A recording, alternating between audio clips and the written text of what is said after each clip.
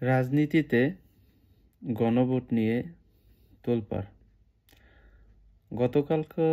গতকাল রাত থেকে সোশ্যাল মিডিয়াতে, বিশেষ করে ফেসবুকে,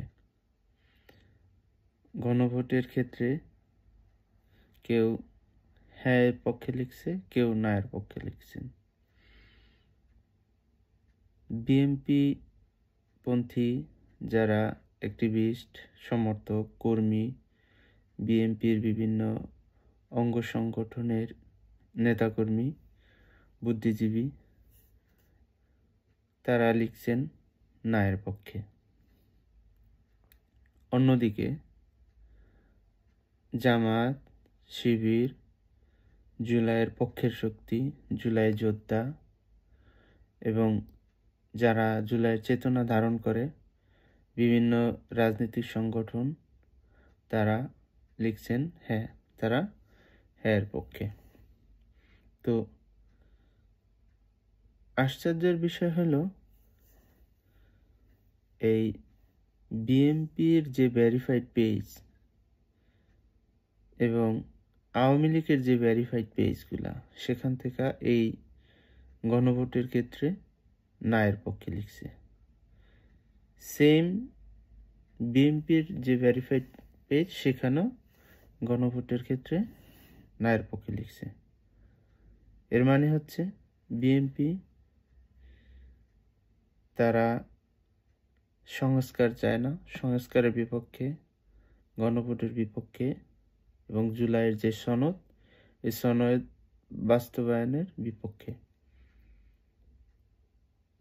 বিএনপি কতটা নির্লজ্জ হলে এত নিচে নামতে পারে? আশ্চর্যের বিষয় যে তারা আওয়ামী লীগের সাথে আঁতাত করছে, এটা প্রমাণিত। আওয়ামী লীগও না ভোট এর পক্ষে, বিএনপিও না ভোটের পক্ষে। তারা যে আওয়ামী লীগের সাথে আঁতাত করছে, এটা তো এখন প্রমাণিত। এখন জনগণ সিদ্ধান্ত নিবে যে কি করবে। এই জাতীয়তাবাদী যে হারু পার্টি, জাতীয়তাবাদী নির্লজ্জ পার্টি, তারা কতটা নির্লজ্জ হলে জুলাইয়ের বিপক্ষে যে অবস্থান আওয়ামী লীগের, সে আওয়ামী লীগের সাথে তারা আঁতাত করতে পারে। দেখুন,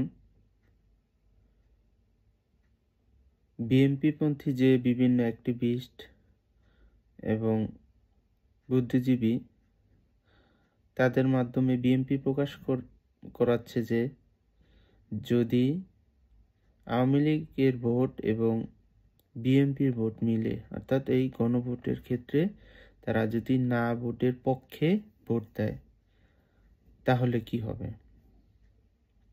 দেখেন, আওয়ামী লীগ এবং বিএনপির ভোট মিলে সর্বোচ্চ 25 থেকে 35% হবে, গণভোটের ক্ষেত্রে বলছি।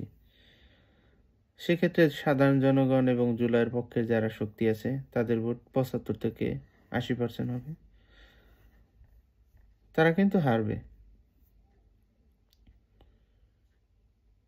আমি মনে করি না ভোট জয়যুক্ত হোক। তাহলে কি হবে? তাহলে আর একটা বিপ্লব হবে। সে বিপ্লবে এই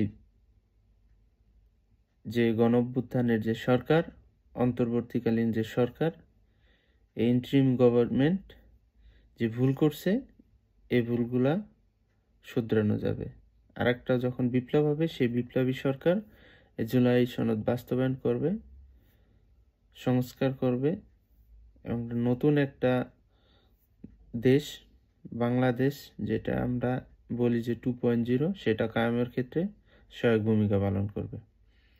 দেখুন, জামায়াত এবং এর সাথে যারা এলাই আছে, যারা নির্বাচনের ক্ষেত্রে সমঝোতা করছে, কয়েকটি রাজনৈতিক দল, তারা এই গণভোট এবং জুলাই সনদ বাস্তবায়নের পক্ষে রাজপথে আন্দোলনে নামবে। এ অবস্থায় বিএনপি কি পারবে? যে এই গণভোটের বিপক্ষে রাস্তায় আন্দোলন করতে নামতে, এই জুলাইয়ের যে সংস্কার বিপক্ষে রাস্তায় আন্দোলন করতে নামতে পারবে। এ তো মায়ের খাইবে, পিঠে তো সালাবাই না নামা লাগবো। যাই হোক,